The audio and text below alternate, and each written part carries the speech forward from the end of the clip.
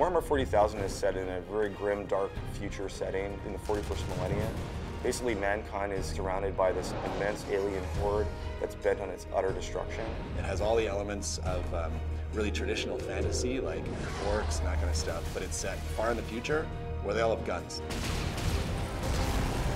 We really have taken the IP to heart. Relic has a strong history of working with the GW Warhammer 40,000 IP.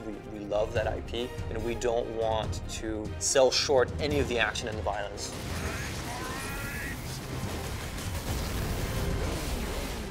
In our game, you're sent down to one small planet that's an industrialized world designed to manufacture weapons of war. The orcs are there to get their hands on the warlord-class Titan. Titans are gargantuan beasts of metal, bristling with weapons that could level whole cities. And if the orcs can get their hands on these weapons, they could ravage countless worlds, and they would be a true threat to the Imperium.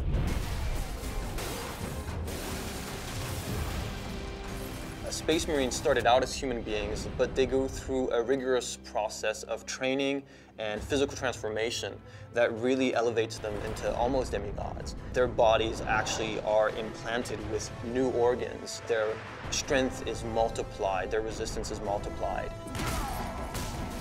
Captain Titus is the protagonist in the story. He's the main character. He has the ability to take the rules and sort of interpret them in his own way, and some of the other characters in the story have different viewpoints on how that should be interpreted.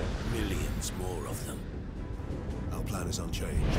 The main threat in Space Marine are the orcs. They are a brutal, animalistic, barbaric race of beings.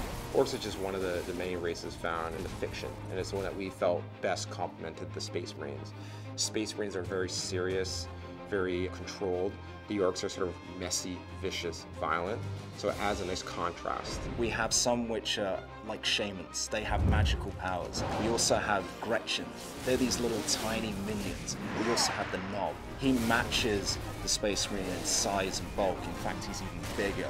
In Space Marine, there are other shadowy forces that are sort of lurking in the background, and Titus and the player will have to confront those if they are able to save the Forge world. Space Marine has such an interesting, compelling setting. It goes all the way from the aesthetic, the architecture with this sort of futuristic Gothic feeling, the epic scale of everything. Everything is immense, everything is larger than life. There's a sort of a beauty in the world, there's also so much darkness and death and destruction, and those contrasts create such an interesting sort of canvas for us to paint on.